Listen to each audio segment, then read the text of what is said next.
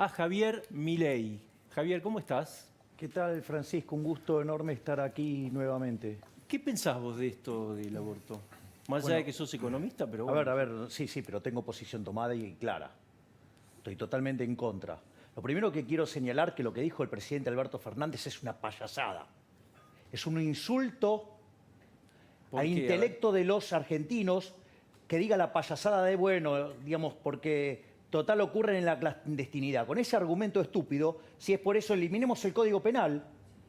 Eliminemos, si vos matás a alguien, eliminá la pena. Si total los asesinatos van a seguir. Eliminá las penas sobre los robos, si total van a seguir. Por lo tanto, no voy a tolerar, en las discusiones, porque voy a ser así de áspero cada vez que cometan una falacia. Y más, siendo el presidente de la nación el que diga semejante estupidez. No podemos argumentar con falacias. Es un insulto al intelecto de los argentinos, en especial a los pagadores de impuestos. Porque yo a ese señor le pago su remuneración, ¿sí? Y todos los inútiles que lo rodean, con el fruto de mi trabajo, llamado impuestos, ¿sí? Entonces, por lo menos que me respete y que hable con propiedad. Primer punto. Después tengo una posición desde mi concepción filosófica. Yo soy liberal. El liberalismo, acorde a la definición de nuestro máximo exponente de la historia argentina, que es Alberto Venegas Lynch, hijo, el liberalismo es el respeto irrestricto del proyecto de vida del prójimo.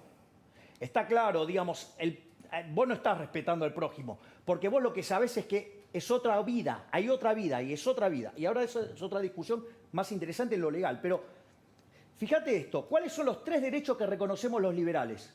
Desde John Locke: derecho a la vida, derecho a la libertad, derecho a la propiedad. Si vos vas contra la vida, no hay ni libertad ni propiedad que valga. Se abortó.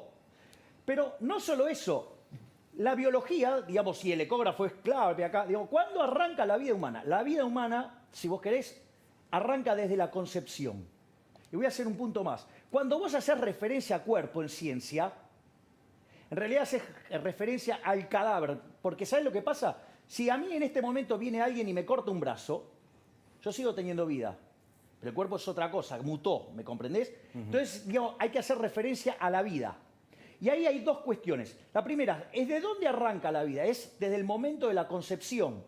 Y muy importante, y mejor aún lo que vos sostenías hace un rato, el problema de la continuidad. Es una cuestión de índole matemática. La vida es un continuo y tiene 2 saltos discretos. Uno, ¿cuál es? La concepción, naces. El otro salto discreto es cuando te morís. ¿Ok? La vida es un continuo, es una función continua. Por lo tanto, el argumento de continuidad, cuando vos lo querés probar, es muy simple. ¿Qué semana querés discutir? ¿La 6, la 12, la 24? La que quieras, Bueno, es que por eso planteaba que el mundo no lo tiene resuelto. Bien, exacto. Quiere decir que entonces no hay evidencia científica para esa aberración. Pero no solo eso, sino que suponete semana 12, que a Donda le gusta el tema del sistema nervioso, creo que es la 12. Ok, la pregunta es... Sí, en realidad tampoco está claro que esté terminado. Bueno, pero suponete que fuera así. Ok. El proyecto que va a enviar ahora el Poder Ejecutivo habilita la interrupción del embarazo hasta la semana 14. Bueno, suponete 14.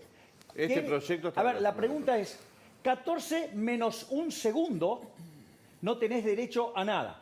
14 más 1 segundo, sí. O sea, te das cuenta que en el medio hay un salto discreto. O sea, hay una discontinuidad. Si esa discontinuidad hubiera tomado lugar en cualquiera de nosotros, ¿sabes qué? Estaríamos todos muertos. Porque vos tenés semana 14, ella tiene semana 14, él la tiene y yo también. Y todos los que están acá también. Entonces es un problema matemático. Esa discontinuidad es un asesinato. Y es un asesinato que además está agravado por el vínculo. Entonces, probablemente la mejor metáfora de todo esto la hizo Walter Block, que es uno de los máximos exponentes en el mundo del anarcocapitalismo. O sea, que no es liberal, o sea, es bien liberal. A ver, ¿cuál es el punto? El punto es el siguiente. Dice, supongamos que me quiero ir de viaje en mi avión, no sé, a París, y te digo, vení, Pancho, te invito. Te invito a mi avión, ¿eh? Mi avión. Encantado, sí. Entonces te llevo. Entonces vamos en el avión. Sucede que, no sé, en el medio del viaje, vos, no sé, tiraste un argumento zurdito. Y viste que yo, digamos, con Puedo, eso... puedo tirar argumentos suyos. Claro, exacto. Alguna boludez como la que dijo Correa, que lo castigué un poquito por Te Twitter. peleaste con Correa, ahora lo vamos a Sí, ver. digo, eso. fue muy divertido. Entonces, ¿cuál es el problema? Sobre todo porque después borró el tuit de la paliza que se comió. Pero no importa, eso es una cuestión de quinto orden. ¿Cuál es el punto? Entonces, suponete que discutimos y yo ahora me enojo con vos. Yo soy el dueño del avión, sigo siendo el dueño del avión, ¿no? Bueno, andate del avión, porque es mío. ¿Qué pasa si te tenés que ir del avión en el medio del viaje? Digo, Esa es la metáfora de... ¿sabes cómo te va a ir, digamos, tirándote de 15.000 kilómetros, de 15.000 metros? Bueno, te vas a matar, ¿ok? Está claro, o sea, es un asesinato. O sea, y bueno, y vos podés discutir, digamos, cómo fue tu ingreso al avión, digamos, o sea, digo, pudo haber sido accidental, ¿sí? No dejaría de ser un asesinato. Puede ser forzado, no dejaría de ser un asesinato. Es el caso de la violación. Está mal también para la violación, porque que alguien cometa un delito contra una persona, eso no da derecho a que vos puedas cometer un delito contra otra. Es decir, si vos me haces algo a mí, yo no tengo por qué hacerle algo a él. ¿Me comprendés? O sea, que un delito no se tapa con otro delito. Entonces, hay varias cuestiones. Y la verdad es que el único caso que es justificable el aborto es cuando hay riesgo cierto de vida de la madre. Suponete lo siguiente, estás en tu propiedad. Entra alguien no deseado, digo, suponete un ladrón. ¿No? Porque digo, el trato que le dan, bueno, le dan a la vida que está viniendo, le dan un trato peor todavía porque, digamos, le aplican pena de muerte. Pero supongamos lo siguiente, entonces vos lo querés sacar. Tu primer forma de tratar de sacarlo, ¿qué haces? ¿Es matarlo? Si me quiere matar, Wait a minute. No, la primera solución es tratar de matarlo. no, sacarlo. No, lo vas a tratar de sacar y le vas a decir, mirá, retírate en mi casa. Bueno, suponete que ahora la cosa se pone pesada y además está cargado, o sea, está armado. ¿Qué hacemos? Ahora sí estás en riesgo de vida. ¿Es la tuya o la de él? Entonces ahí sí tiene un sentido, pero es el único caso. Ahí te parece bien despenalizar. Sí, porque está en riesgo la madre. Entonces, digo, y la verdad que salvo, digamos, unas muy raras excepciones, si sobrevive el nene, digamos, no sobrevive la madre. ¿Me comprende? Y entonces, digamos, es muy complicado. O sea, en general, si muere la madre, mueren los dos. En general, no todos los casos. O sea, entonces, ese es el único caso donde vos no vulnerás el derecho de la otra vida. Porque lo que hay que entender, no, hay que sacarlo de la idea de cuerpo. Es la idea de vida. Y entonces, vida es desde el momento, desde la concepción. Es más, vos decís, mirá qué bueno, vos hablaste de los argumentos del derecho. ¿Vos crees que el derecho no les da derechos a los niños por nacer? ¿Sabés qué? Se los da aún casi antes de que entren. Cuando hay gemelos, mellizos, o gemelos, ¿quién es el mayor? El que nace primero.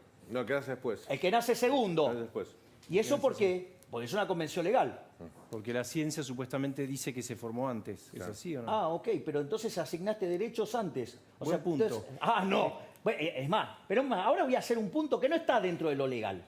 ¿Sí? Porque eso lo que implica que esta ley, primero es inconstitucional. O sea, lo primero es inconstitucional. Va en contra del derecho. Va en contra, digo, de la opinión de la Academia Nacional de Medicina. Va en contra de los estudios sobre la vida humana. ¿Sí? Va en contra de la filosofía, en mi caso, digo, muy importante, en contra de la filosofía liberal, en contra de la matemática, ¿sí? Va en contra de un montón de cosas.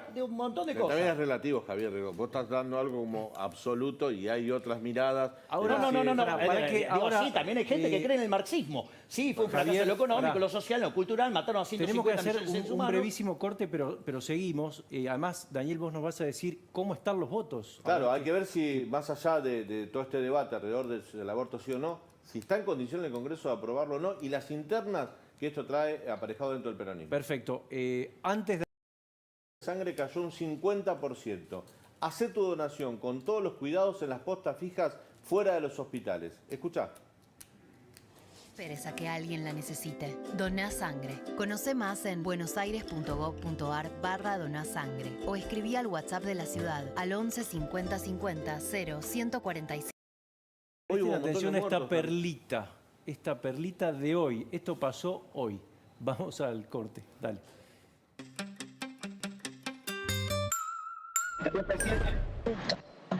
Tengo un problema con el... No me sale. Hola. Sí, diputado. Señor ¿Quién habla? presidente. Señor presidente, soy el diputado Marcelo Collins, quiero votar. Sentido de su voto, Concha de tu Marcelo madre, Cohen. lo tiraría a la mierda. Mi voto es negativo, señor presidente. Muchas gracias. Presidente, el diputado Yerli le habla. Yerli de Tucumán. Sí, diputado. Tenía Todavía no problemas con la llegué a conexión. usted. Todavía no Perdón, llegué. disculpe. Bueno, ¿cuáles son los votos, Daniel? ¿Cómo está esa cuenta hasta ahora, ¿no? En el Senado por el tema de aborto. Bueno, primero en la Cámara de Diputados hay una interesante nota de la Soria Guadalupe en La Nación ahora, donde da cuenta que de 257 diputados, 107 serían verdes, están a favor, 100 celestes en contra y 49 que están indecisos. De todas maneras, Los indecisos son siempre verdes. en general las proyecciones dicen que en diputados se va a aprobar, se le va a dar media sanción al proyecto que acaba de enviar para extraordinarias el Poder Ejecutivo. El problema está en el Senado. En el Senado tenés 36 votos seguros que son celestes, que son la mitad de los 72 senadores, y tenés 32 verdes. Hay 4 que están indecisos. 2 de los indecisos decían que solamente podían cambiar su voto si el proyecto decía que se podía interrumpir el embarazo hasta la semana 12. El proyecto dice hasta la semana 14.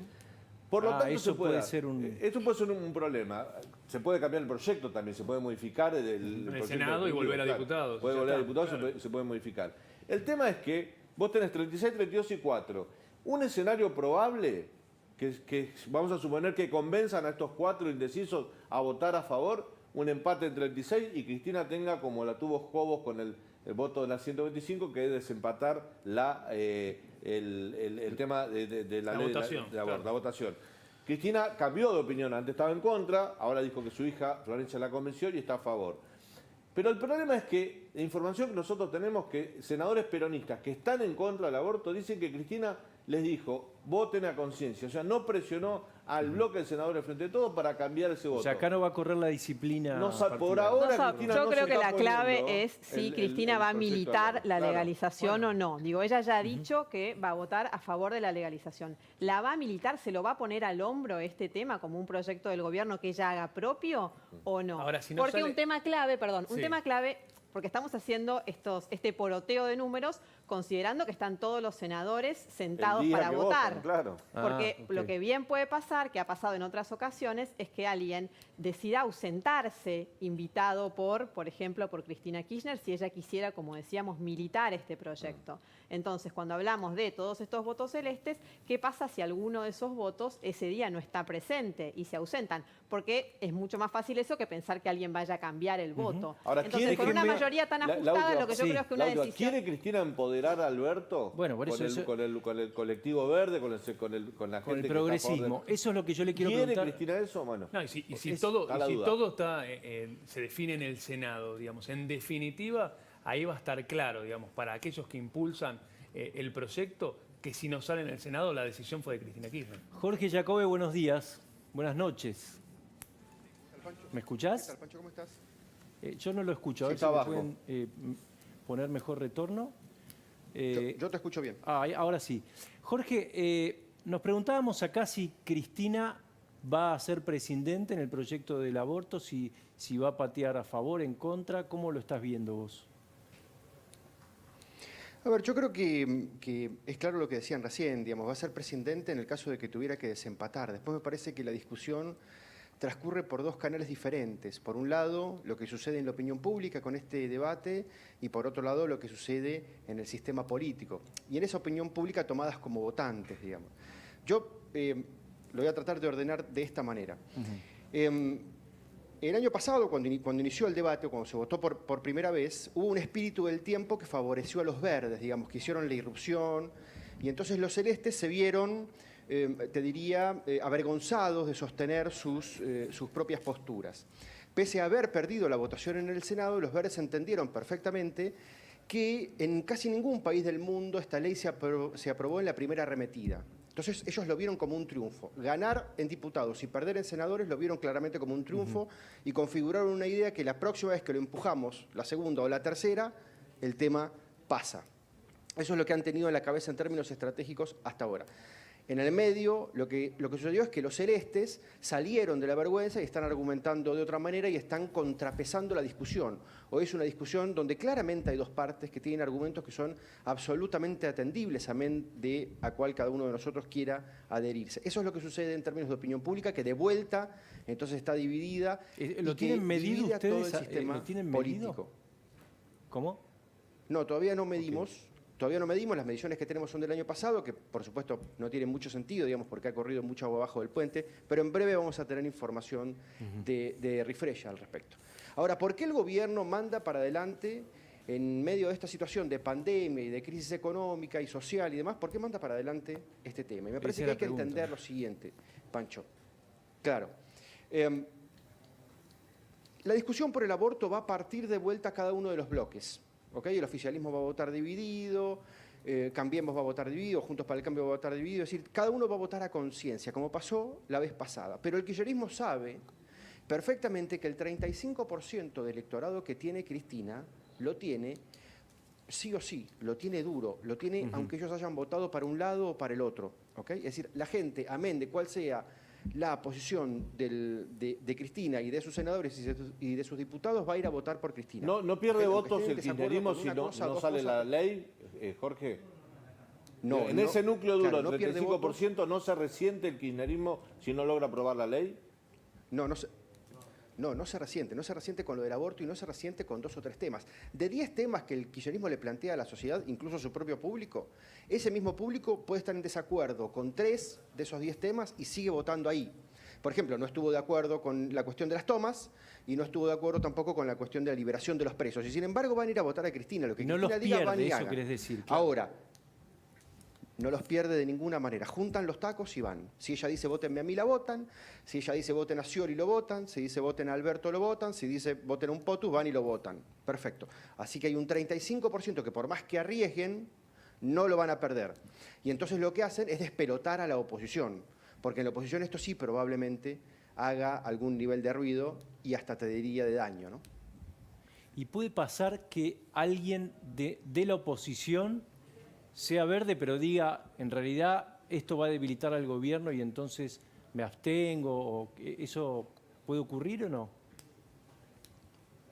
A mí me parece que de la principal parte de la oposición, lo que hoy sería Juntos para el Cambio, vamos a ver exactamente el mismo comportamiento que ya vimos.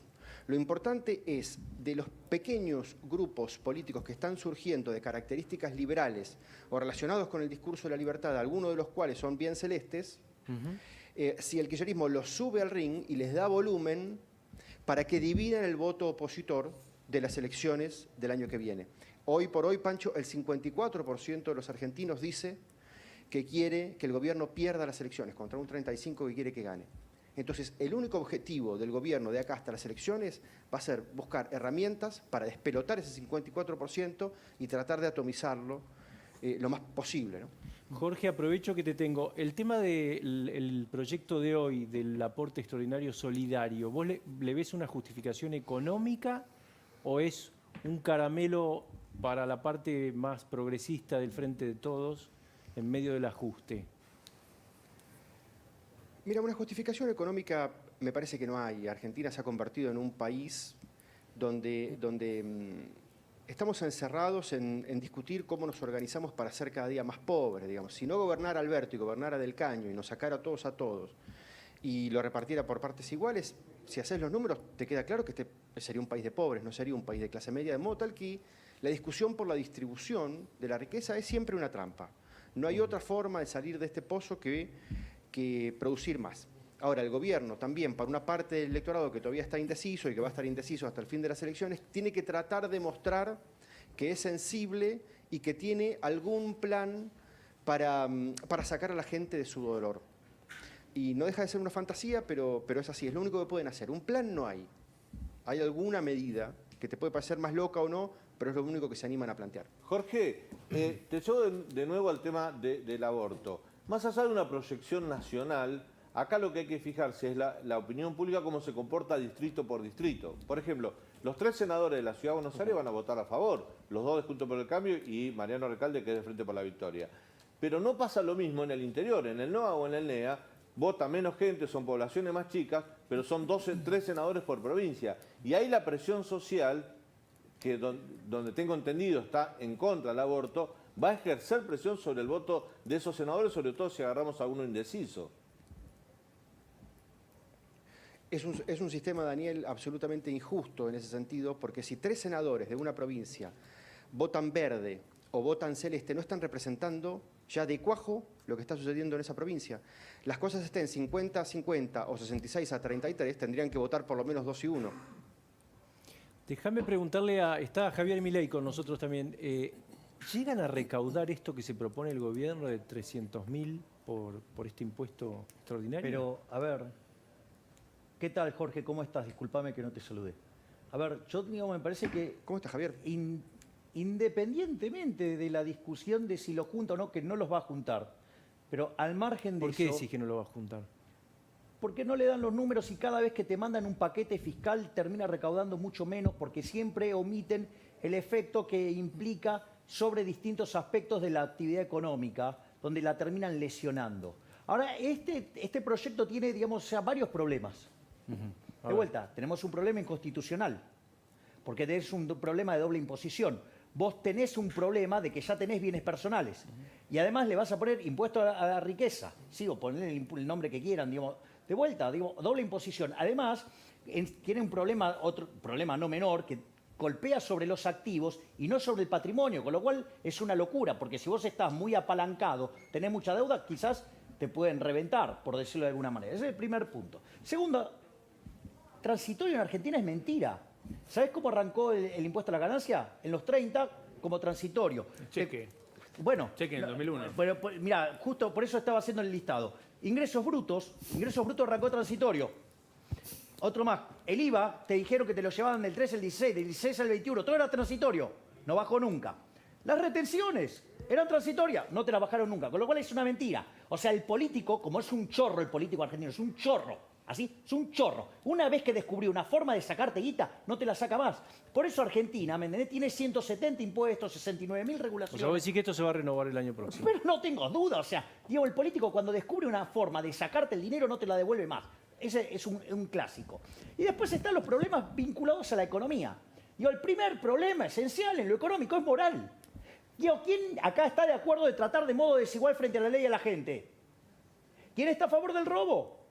Bueno, porque eso es tratar desigualmente a la gente frente a la ley y es un robo, porque los impuestos te los sacan a la fuerza, o sea, no es que los pagás voluntariamente, por eso se llaman impuestos, pero además, sí, digamos, estás tratando de modo desigual a la gente. Y la realidad es que la gente no tiene plata porque sí, salvo que, digamos, es un chorro, pero si es un chorro tiene que ser condenado.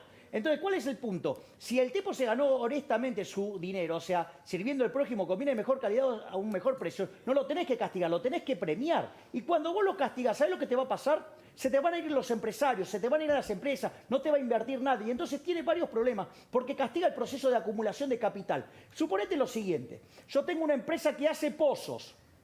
Si vos tenés una retroexcavadora, los sueldos que podés pagar, ¿son altos o bajos? Son altísimos porque es una productividad enorme. Ahora, si vos tenés palas, el sueldo que vas a pagar es una miseria porque no podés pagar más que eso. ¿Me comprendés? Entonces, ahora, si vos castigás el capital, ¿qué pasa? El capital se va.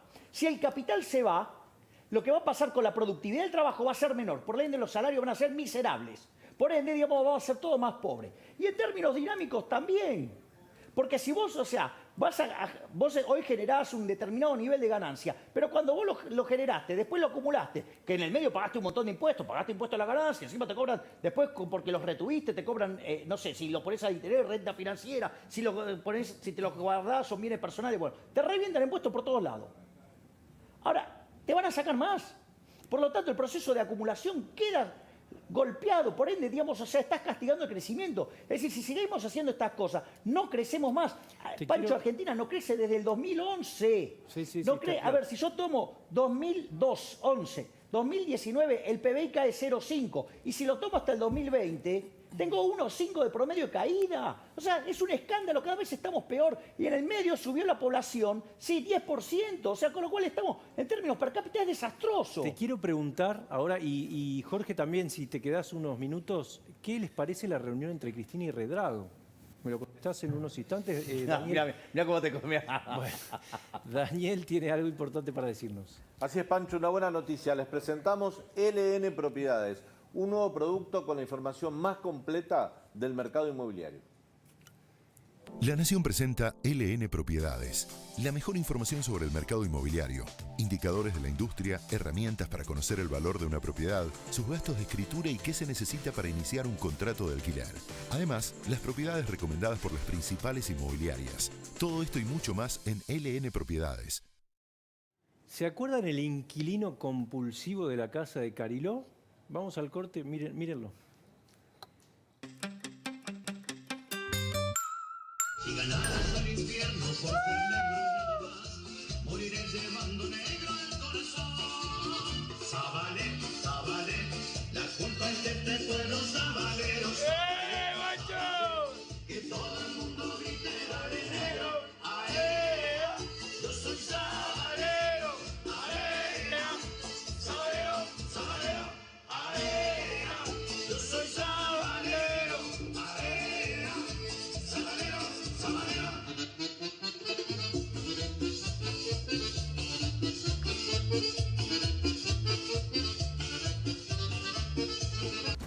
Bueno, ya está Diego Cabot acá sentado, ahora vamos a hablar de este proyecto, pero había quedado una pregunta pendiente para Javier y para Jorge, que también está en línea. Redrado reunido con Cristina Kirchner. A mí me sorprendió, Javier, ¿a vos no? Mira, a ver, acá en política son capaces de hacer cualquier cosa, ¿sí? Es el arte del camaleonismo, por decirlo de alguna manera.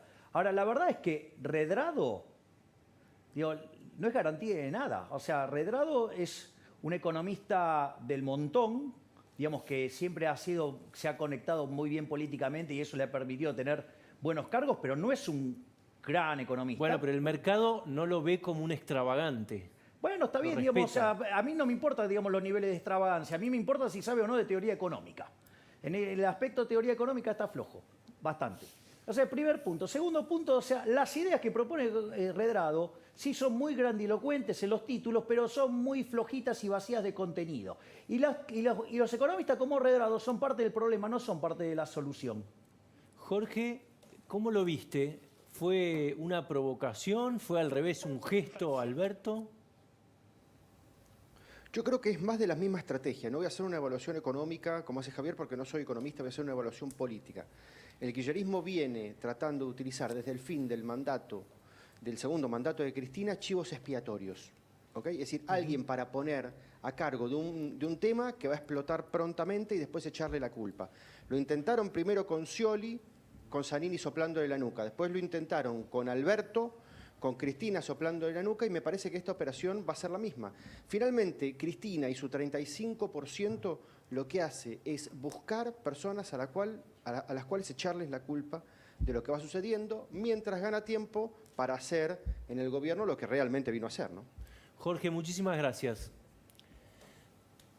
A ustedes. Diego Cabot, buenas noches. Bueno, este ¿Cómo proyecto de la riqueza, la fortuna, no sé, en realidad es un aporte extraordinario solidario. Ese es bueno, a ver, son las 1000 formas de no llamar impuesto, ¿no?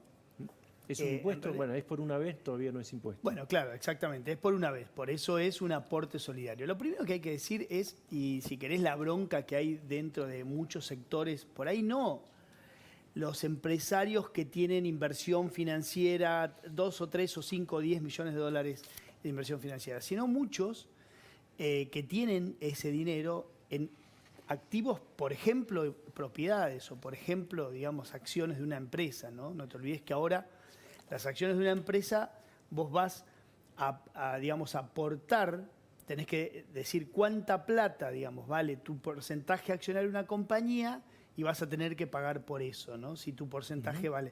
Pero en ese porcentaje no hay capital productivo, ¿no? Hoy lo escuchamos a De Mendiguri, un hombre absolutamente identificado con este gobierno, de hecho es el presidente del BICE, el Banco de Inversión y Comercio Exterior. Exacto. Hombre de masa, criticar esto, porque por ejemplo en eso vos pagás capital productivo, o sea, estás pagando muchas cosas que tienen que ver con la producción, no tienen que ver con la liquidez, ¿no? Que no es lo mismo. Así que un chacarero puede vender las vacas para pagar este impuesto. Bueno, obviamente, no podés no tener, digamos, a ver, acá hay que pensar en una cosa, ¿no? va a haber un impuesto que va desde el 2,5 al 5, del 3 al 6, si es inversiones en el país o si son afuera. Tenés un incentivo para traerla de afuera, ¿no? Que te dicen, si blanqueás el 30, accedes a la cuota, digamos, a la alícuota local, que es del 2,5 al 5. Pero no se puede hacer un promedio, pero ponele que andes en el 3 o en el 4% de tu patrimonio, o sea, de tus bienes, que vas a tener que pagarle al Estado. No se sabe cómo, porque eso todavía no está. Posiblemente en efectivo, digamos, con un depósito del 3 o 4% de tu patrimonio, o quizás, no lo sabemos, con alguna compensación de algún tipo de crédito que tengas con la AFIP. Eso todavía no lo sabemos. Tampoco sabemos cuándo. Esas son cosas que hace la AFIP, que no hace el Congreso. Pero no es tan común que la gente, o por lo menos si querés, en todo el mundo productivo, no es tan común que la gente tenga el 3, 4 o 5, en su caso, % del patrimonio líquido. Claro. ¿No? Vos acabas Sobre todo en determinados sectores. Por eso te digo, digamos, el sector productivo, la gente tiene produciendo el dinero. O sea, no vas a encontrar a gente, por ejemplo, del campo, que tenga mucho dinero disponible, porque todo el tiempo ese dinero está dando vuelta en la próxima campaña. Gente que lo tiene en negro, lo tiene afuera, lo tiene hay Bueno, mil.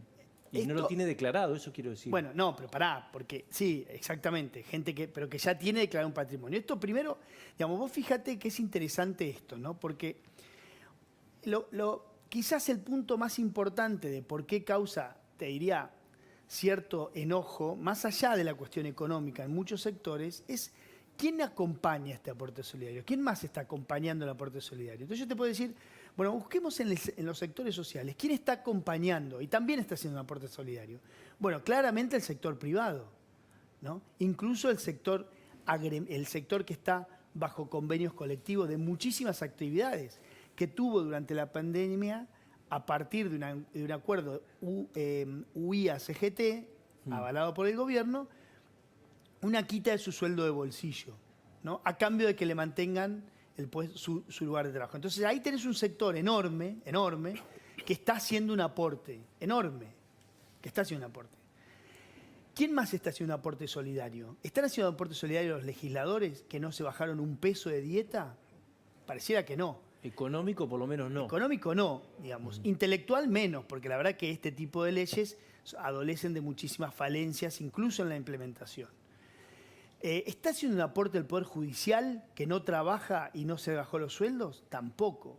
¿Está haciendo un aporte del sector público a partir de tener realmente un plan para bajar el gasto público? O por ejemplo, y esto es absolutamente, si querés, políticamente incorrecto lo que voy a decir, pero no tengo problema de decirlo. Toda la gente... Está mi ley que... El sector público, mira, el sector público que dejó de ir a trabajar, de bolsillo tiene más dinero, ¿sabías? Porque el día 1 que vos dejaste de ir a trabajar, dejaste de gastar una cantidad de cosas. Por ejemplo, transporte, comida, etc. Hasta tintorería, si querés, ¿no? Para los que solemos andar de traje. Bueno, no hay ningún aporte del sector público, ni del sector público cuando uno habla de políticas públicas, ni del sector público asalariado, ¿no? No hay aportes solidarios. Máximo Kirchner aporta, tengo entendido que lo va a pagar. ¿Qué sucede? Bueno, claro, ¿qué sucede? ¿Esto es un impuesto para los ricos? No es un impuesto para los ricos, es un impuesto para los que tienen dinero en blanco, ¿no? Porque hay muchos ricos, de hecho debe haber cantidad de senadores que tienen ese dinero, pero cantidad a mí me llama la atención que no lleguen a ese nivel, bueno, ¿no? Ojo, pará, acá hay un tema hay mucho empresario. Bueno, pero pará, acá hay un tema que es para todos, que es la evaluación fiscal de tu inmueble, en este caso, ¿no? Y a veces eso está muy atrasado. Máximo Kirchner tiene alrededor de 289 millones de pesos según la última declaración, por lo tanto, ahí tenemos la cuenta, va a tener que pagar casi 6 millones de pesos, ¿no? Ahora, como Máximo Kirchner, que es un hombre que heredó, porque no es un gran trabajador, digamos, no es un hombre exitoso en la vida empresaria o comercial, digamos, que podemos decir, bueno, acá hay un emprendedor. No, es una persona que heredó, que le fue bien a los padres, tiene una abogada exitosa de madre y expresidenta y heredó. Bueno, como él hay muchísima gente que van a tener que pagar estos 6 millones de pesos, en este caso, en el caso de él, ¿no? Que no son millonarios, que pueden no tener, digamos.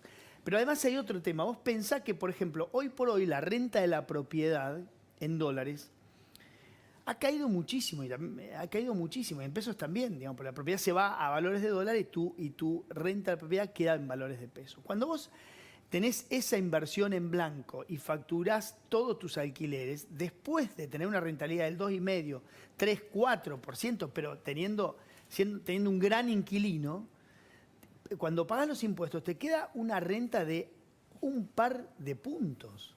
Y ahora se te va a ir, si llegás a ese importe, toda tu renta del año.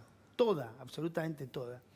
Y yo creo que hay un tema que me parece que no es menor, que es, si yo tengo una pregunta, Pancho, ¿vos me podés asegurar que esta es la última? Si yo, empresario, ¿no? ¿Este proyecto? Claro, que esta es la última vez, que esto no se va a renovar y que esta es la última. Bueno, lo hablábamos recién con Javier Milei y él decía, esto es la primera. Ese es el tema de la... Exacto, es el tema de la desconfianza regulatoria argentina, ¿no? Yo siempre digo, no hay peor problema para un emprendimiento que legisladores, sean nacionales, provinciales o municipales, hambrientos de dinero, porque irremediablemente irán a crear alguna tasa, tributo, impuesto o lo que fuere, ¿no? O aporte extraordinario. Entonces decís, esta es la última, porque si esa pregunta tuviese una respuesta concreta, puntual, creíble, fehaciente, posiblemente haya menos conflicto. Pero el tema es que esa pregunta no tiene una respuesta concreta.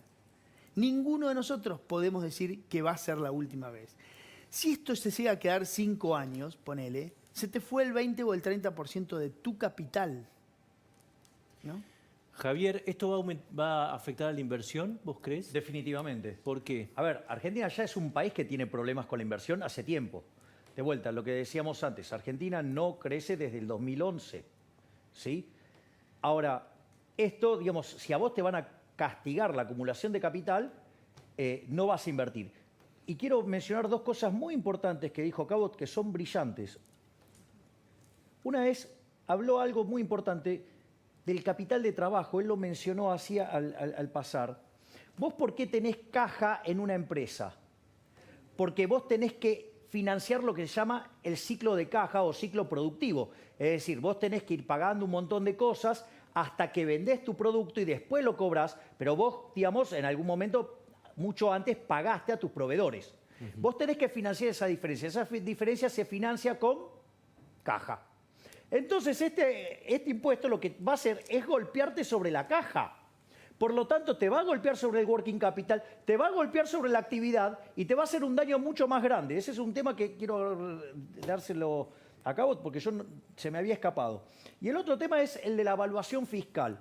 Porque esto, digamos, a veces abre una ventana riesgosa, ¿no? Porque en el fondo, ¿por qué las cosas están a la evaluación fiscal? Porque en el fondo, si las cosas hoy valen mucho menos, mucho más en pesos, o antes valían mucho menos, es porque en el medio perdió poder adquisitivo el peso, lo cual sería una locura que además de habernos matado con impuesto inflacionario, nos cobren impuestos sobre el impuesto inflacionario, cosa que también hacen. Pero digamos, en este caso es como que se le escapa, ¿por qué? Porque ellos tienen muchas propiedades. Y obviamente, y el último tema que es muy, muy bueno de Cabot, es la cuestión regulatoria. Eso, digamos, está medido en la teoría económica. Cuando vos, o sea, que se llama la captura del regulador.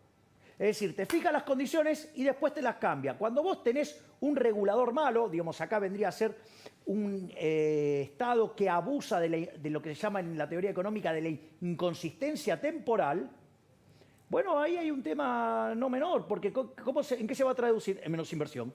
Por ende, menos capital. Por ende, menos productividad. Por ende, salarios más miserables. Sale, ¿no? Sale fácil este proyecto, ¿no? A la noche seguramente va a estar aprobado, ¿o no? Sí, la verdad es que los votos están. Probablemente no sea la noche, sea mañana a la mañana. Se espera un muy largo debate en la Cámara de Diputados, pero en efecto, bueno, lo dice Laura Serra, nuestra compañera, que hoy no está acá porque está cubriendo. Está cubriendo. Exactamente, claro. Está en la Cámara de Diputados cubriendo esto. Ella dice que sin ninguna duda los votos ya están, es cuestión de tiempo y va a ser una noche muy larga. Hay otro proyecto que es también incómodo para el sector productivo. Claro, que en realidad volvemos al tema regulatorio, ¿no? Y es la sedimentación de situaciones que te van cambiando tu en este caso tu negocio o tu inversión y demás. El proyecto tiene que ver con las famosas tierras incendiadas. Es un proyecto también de Máximo Kirchner y establece que si hay, digamos, incendios, sean intencionales o no, u ocasionales, la tierra tiene que mantenerse de la misma, o sea, en la misma, digamos, condición productiva que estaba durante 30 o 60 años, depende de algunas condiciones. Entonces, si vos tenés un incendio en algún lugar que está, por ejemplo, cercano a una urbanización, lo que tenés es que a partir de ese momento vas a tener que pasar 30 o 60 años, de acuerdo a cómo haya sido ese incendio, para en algún punto cambiarle las condiciones al terreno. ¿Por qué surge esto? Porque hubo mucha sospecha, pero mucha sospecha, de que algunos incendios en Carlos Paz, ¿te acordás los de Córdoba de este invierno? O los de las islas del Delta, las islas que están enfrente a Rosario, que se quemaron, fueron intencionales. Y hay mucha construcción de que eso tenía que ver con la posibilidad de hacer algunas urbanizaciones. ¿Vos tenés opinión formada de esto, Javier, de este proyecto? ¿Lo viste o no? No puedo opinar de un proyecto que no lo conozco. Okay. Mirá, lo que te digo de este proyecto puntualmente es que en realidad siempre la regulación hace, digamos, algún tipo de limitaciones a la propiedad privada, ¿no? El punto es que acá hay mucha carga ideológica desde que todos los incendios son a propósito de generar urbanizaciones y demás, pero esto es una ley nacional que se va a aplicar a Carlos Paz como a lugares donde el manejo del fuego es parte de la estructura productiva, ¿no? Para mejorar la pastura, para renovar el pasto. Entonces, hay que ver cómo impacta en otras actividades, además de que te limita la propiedad privada durante décadas. Ahora, los sectores, las cámaras, bueno, la UIA emitió un comunicado, el Foro de Convergencia también, Francisco, ¿no? Emitió un comunicado en contra del proyecto del aporte solidario. Sí, efectivamente, Pancho. Ayer salieron dos comunicados, un comunicado del Foro de Convergencia que denunciaba que era confiscatorio el impuesto a las grandes fortunas, también pedía que se retirara del debate, y después un informe de la UIA que marcaba un poco lo que decía Diego de manera detallada y daba ejemplos de cómo no solo afecta a los patrimonios, sino que afecta también la producción, sobre todo en pequeñas empresas. Bueno, gracias Diego, gracias Javier. No, por favor, un placer. Gracias a todos. Quédense, sigan en La Nación Más, quédense con Luis Majul y mirá, chau, hasta mañana, nos reencontramos.